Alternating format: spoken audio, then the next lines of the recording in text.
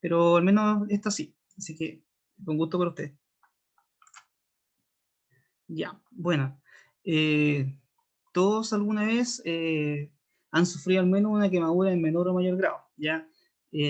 Sabemos lo que eso implica mucho dolor, depende o no de la severidad, puede incomodar y generar mucha angustia, eh, porque uno observa el dolor en los pacientes, entonces de ahí que es importante al menos conocer un poco sobre su manejo. Yo le voy a explicar un poquito de cómo se hace el manejo prehospitalario, ¿ya?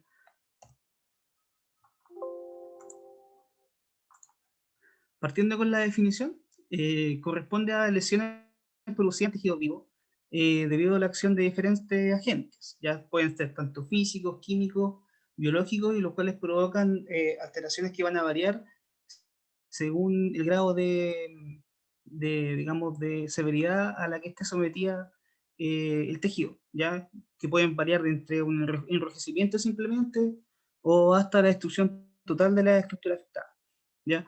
Hay diferentes agentes que pueden causar una quemadura. El más común son los agentes térmicos, llámese fuego, pero también puede ser agentes químicos, que generalmente ocurren en los domicilios con soda cáustica. También puede ser quemadura eléctrica o por radiación, que es la típica quemadura solar, ¿ya? Un error muy común es creer que las quemaduras afectan solo a la piel, pero por el contrario, según la severidad de estas, pueden crear un efecto multisistémico. Pueden dañar diferentes órganos, riñones, el sistema gastrointestinal, músculos esqueléticos, sistema inmune, dejando propenso al organismo a diferentes infecciones. Partimos un poquito con lo básico, que la anatomía de la piel, que como sabemos es el órgano responsable de diversas funciones. Entre ellas, la más importante es la termorregulación, sensibilidad, adaptación y protección con el medio exterior y la adaptación metabólica. Sabemos que la piel cubre alrededor de 1,5 a 2 metros cuadrados de superficie en el adulto promedio, ¿ya? Tenemos tres capas, que ya todos la conocemos, la epidermis, que su espesor va a variar según su localización. Por ejemplo, los párpados, el grosor de la epidermis es de 0,05 milímetros. En tanto, la planta del pie, que es una piel más gruesa, esta puede medir 1 milímetro. La dermis, que es la otra capa que le sigue, sabemos que es un promedio 10 veces más gruesa que la epidermis. Y finalmente, el tejido subcutáneo, que corresponde al tejido adiposo y tejido conectivo, que básicamente ayuda a mantener las capas externas de la piel unidas a las estructuras que son adyacentes a ella. ¿Ya?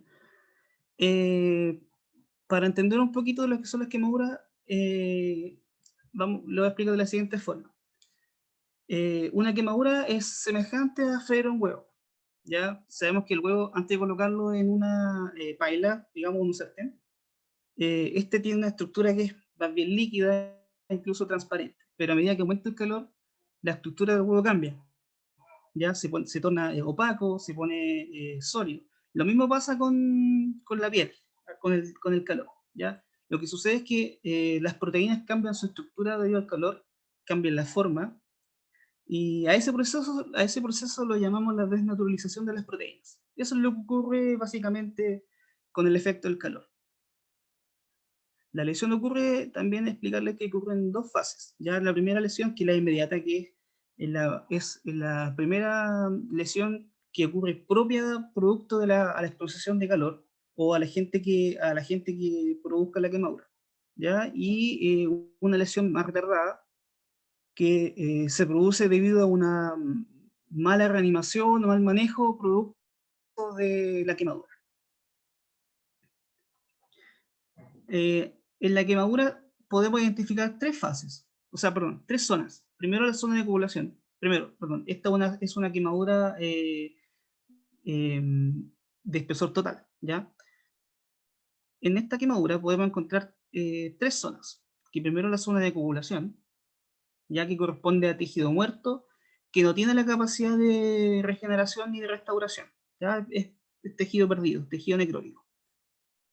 Segundo, la zona de éstasis, que es la más importante, ya que si bien es un tejido que está lesionado, tiene la capacidad de restaurarse, ¿ya? Todo esto siempre y cuando, producto del tratamiento, se pueda mantener la oxigenación y el riego sanguíneo hasta esta zona, ¿ya? Esto es muy parecido a la zona de penumbra del accidente cerebrovascular. Y finalmente la zona de hiperemia, que es donde se produce un daño celular mínimo, ¿ya? Básicamente, esta zona está bien irrigada producto de la misma inflamación que se produjo por la injuria que produjo el calor, ¿ya? Algunos factores que determinan la gravedad de las quemaduras, por supuesto, la profundidad, eso nos va a indicar la severidad y la gravedad a la que estamos, a la quemadura que nos enfrentamos.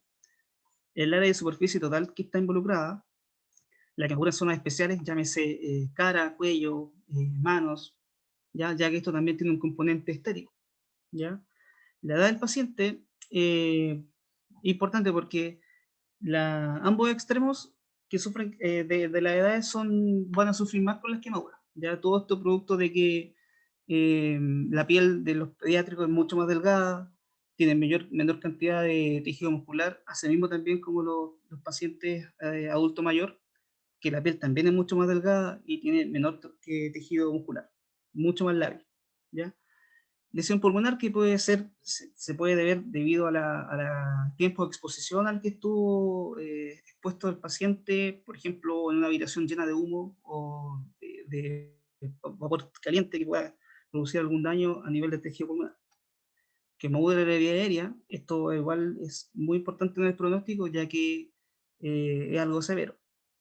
Y pueden ser también algunos traumas asociados producto de la misma quemadura, o por ejemplo, al tratar de arrancar de algún lugar, el paciente se pudo haber caído o intentó saltar por la ventana de un edificio, etcétera, etcétera, donde podemos encontrar TEC, trauma retinomedular, trauma torácico, etcétera.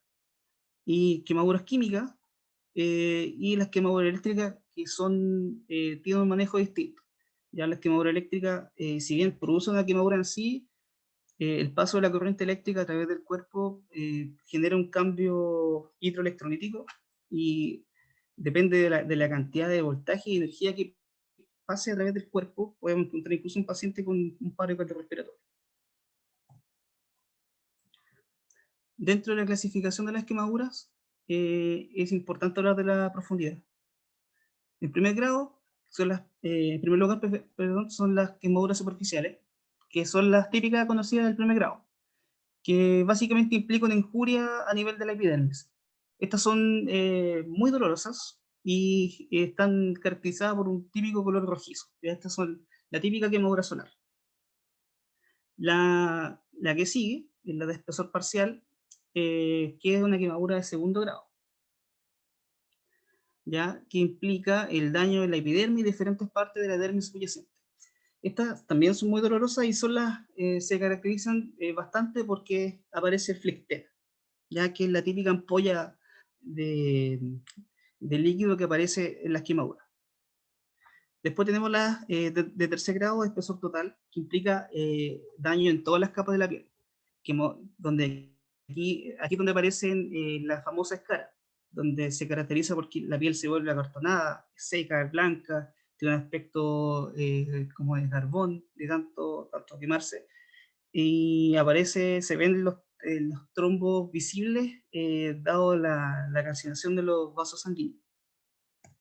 Y finalmente, algo que no se ve mucho es la quemadura en cuarto grado, donde la quemadura no afecta solo la piel y los músculos, sino que también atraviesa el músculo y puede incluso afectar huesos y órganos internos.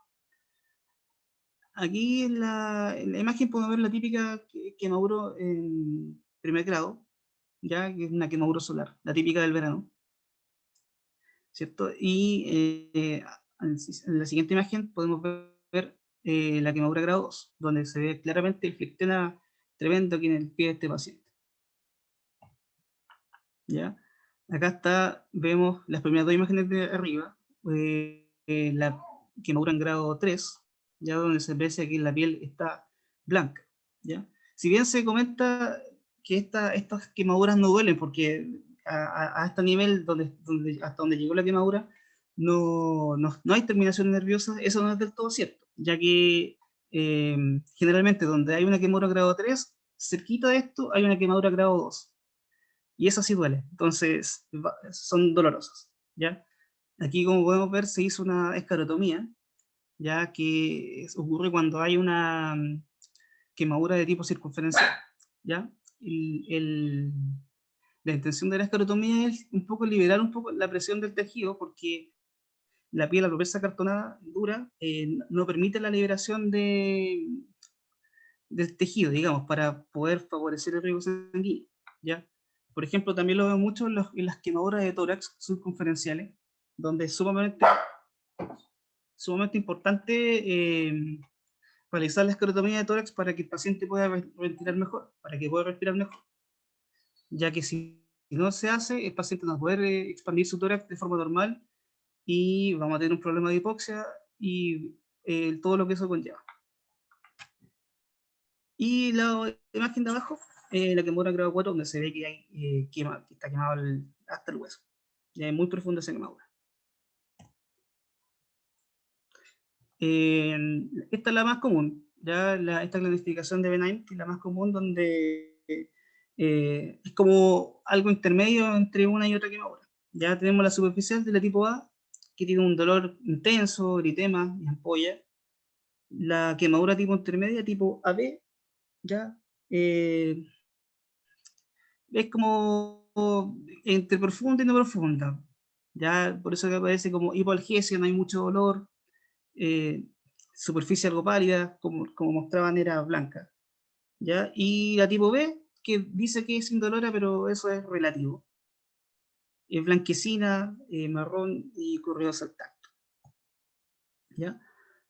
Partiendo con la evolución de la escena, es necesario siempre estar al tanto de lo que sucede y las circunstancias en las que vamos a actuar, ¿ya?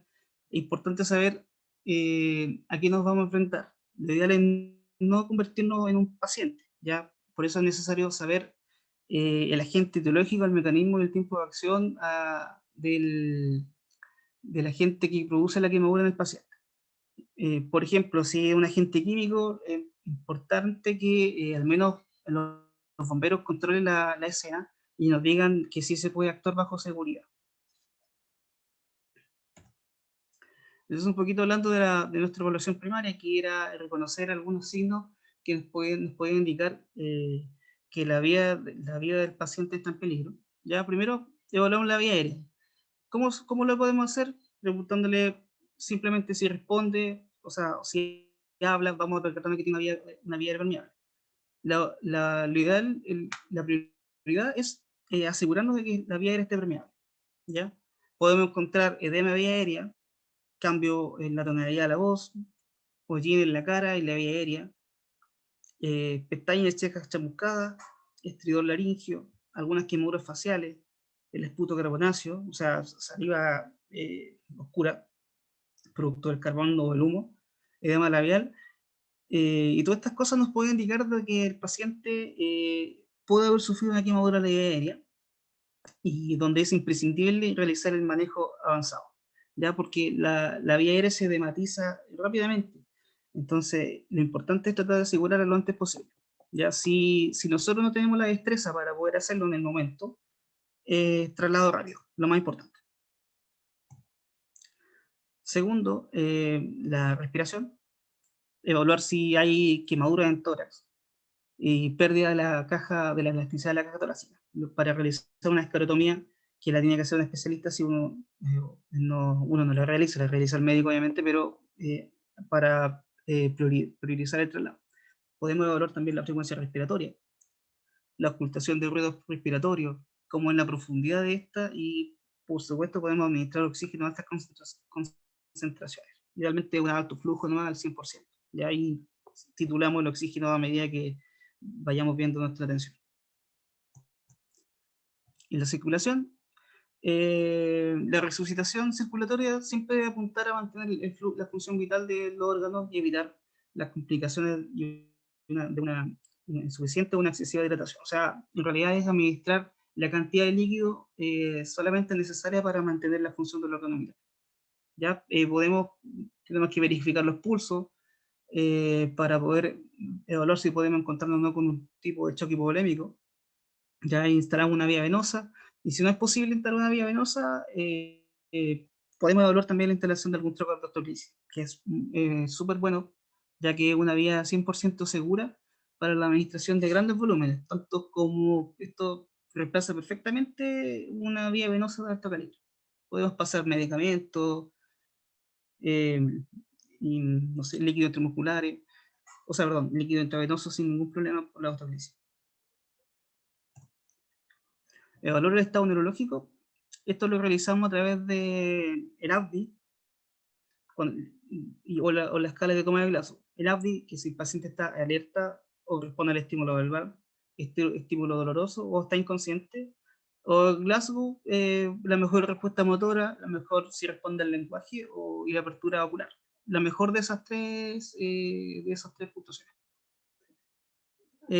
Si el paciente quemado generalmente siempre está alerta y orientado.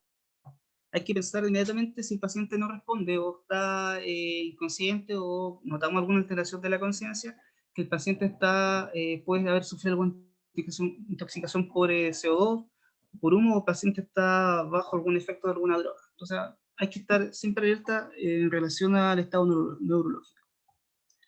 En la exposición y prevención de la hipotermia, retirar toda la ropa del paciente, dado que estos elementos contienen calor. Ya lo ideal es que el paciente hay que tratar de enfriarlo para evitar que se siga quemando. Si hay ropas pegadas o muy adheridas a la piel, dejarlas, simplemente no retirarlas, porque eso puede generar mayor trauma y va a dolerle mucho al paciente. Colocarlo sobre una sábana estéril y protegerlo de la hipotermia. Nosotros en la ambulancia contamos con un paquete de quemados que consiste básicamente en muchas sábanas estériles. Entonces, una vez que encontramos un paciente en esta condición, retiramos la mayor cantidad de ropa y lo envolvemos en esas sábanas estériles. ¿Ya? También es importante que al envolverlo con esas sábanas estériles, disminuimos el dolor, ya que, por ejemplo, las corrientes de aire también pueden producir dolor en el paciente. Y nuestra evaluación secundaria es básicamente igual a cualquier otro paciente de trauma. Se realiza la exploración cefalocaudal buscando algún tipo de lesión o condición médica que hayan pasado por alto. Aquí tenemos que realizar la estimación de la superficie total quemada y realizamos el cálculo de reanimación con líquido. ¿Cuánto fluido vamos a pasar? ¿Ya? La estimación de la superficie total quemada es necesaria para prevenir complicaciones asociadas al shock. También nos sirve como una herramienta para priorizar o estratificar la gravedad de la lesión. Aquí usamos lo más común, que es la regla de las 9, que consiste principalmente en que cada zona del cuerpo, las principales zonas del cuerpo, abarcan un 9% de la superficie corporal total. Y otra que en realidad no se usa mucho, que es la regla de la palma, que consiste en estimar la superficie corporal total simplemente con la palma de la mano, pero sin considerar los dedos, solamente la palma. Y eso sería un 1%, pero no es muy exacto porque digamos que hay pacientes que son de mayor contextura, pacientes obesos, no es muy buen indicador. Aquí, como pueden ver, hay una diferencia entre el paciente pediátrico y el paciente adulto. El paciente pediátrico, sabemos que la cabeza ocupa casi el tercio de su cuerpo, mientras que el paciente adulto, su cuerpo es mucho más grande que su cabeza. ¿Ya? Entonces, ambas piernas hubo un 18%, el abdomen otro 18%, brazos 9%, espalda 9%, la cabeza 9%, y la zona genital 1%. Mientras que un paciente pediátrico, ya un lactante en este caso, 18% ocupa solamente la cabeza, 18% el abdomen, 13,5% cada pierna y 9% cada brazo. Así nosotros podemos estimar más o menos cuánto fue la superficie total quemada de un paciente. Dentro del manejo, siempre tratar de detener el proceso de la quemadura. ¿ya? Abrigar al paciente para prevenir la hipotermia, ya que si se rompió la indemnidad de la piel, esa barrera, esa función termorreguladora no está funcionando de forma correcta, así que es importante abrigarlos. Evitar usar crema o ungüento, al menos hasta que lo indique algún especialista, ya por el riesgo de infección. El riego de volúmenes se realiza con agua a temperatura ambiente. Evitar el hielo o el agua muy fría. Esto producto de que, si recuerdo un poquito más atrás, estaba la zona de éxtasis. Esa zona de éxtasis todavía tiene vasos sanguíneos que podrían recuperarse. Entonces, al colocar directamente agua muy fría o hielo sobre esta zona, si bien va a disminuir mucho el dolor, va a producir una vasoconstricción severa. Por tanto, ese poco riego sanguíneo y esa pequeña cantidad de oxígeno que estaba llegando a ese tejido que está desvitalizado se va a acabar y vamos a terminar simplemente matando el tejido, formando necrosis y simplemente empeorando el pronóstico. Usar apósitos o sábanas estériles y monitorización siempre con SG, sobre todo en pacientes con quemadura eléctrica, ya que al pasar el paso de la corriente pasa a través del corazón, puede alterar el ritmo cardíaco y favorecer la aparición de arritmia. La reanimación con líquidos. Sabemos que durante el primer día de la postquemadura se deben administrar grandes cantidades de líquido para evitar el choque hipovolémico. Esto se debe a que la pérdida de líquido intravascular de forma de edema y evaporación en el sitio de la quemadura son bastante grandes, ¿ya? El objetivo de esta reanimación no es solo recuperar lo perdido, sino que es sustituir los líquidos a velocidad similar a lo que estos están perdiendo, ¿ya? Tenemos entonces que evitar la sobrecarga de líquidos para no también forzar mucho la fusión pulmonar. Idealmente usar Ringer lactato simplemente, ya que el cloruro de sodio tiene cloruro, que es un ion negativo, y eso aumenta aún más la acidosis. Se usa para reanimación la fórmula de Parkland, que consiste en una fórmula, que es 4 ml de lactato por la superficie corporal total quemada, por el peso corporal, eso en 24 horas. La primera mitad la vamos a pasar en las primeras 8 horas y la segunda mitad en las 16 horas restantes del día. Entonces, por ejemplo, un paciente que pesa 80 kilos con una superficie corporal total quemada del 30%. Entonces, en 24 horas vamos a pasar 4 ml por 80, que es el peso, por 30 por 80 daría 9.600 ml en 24 horas de suero, o sea, perdón, de riña de lactato a pasar. La primera mitad es las 8 horas, que serían 4.800 ml, que daría un débito más o menos en 600 ml por hora, ¿ya? Y la segunda mitad, los otros 4.800 ml en 16 horas, que sería el equivalente a 300 ml hora, ¿ya? Entonces, esa es la cantidad de líquido que se administra. Ahora, por supuesto, esto nosotros no lo hacemos en la parte prehospitalaria, sino que simplemente se realiza en la parte de urgencia. Ahí me faltó agregar también. Ah, no está, no lo entré. Pero importante el manejo del dolor con la analgesia. Ya también lo podemos hacer nosotros, al menos en la ambulancia, o en la ambulancia avanzada que cuenta con medicamentos, podemos administrar según indicación médica, idealmente fentanil, puede ser 1 gramo por kilo o puede ser también 50 gramos por kilo antes súper bien. O morfina también puede ser, pero idealmente el fentanil, ya que es un medicamento que tiene menores efectos hemodinámicos, sobre todo en la presión arterial. Eso sería. Muchas gracias. No sé si hay alguna duda.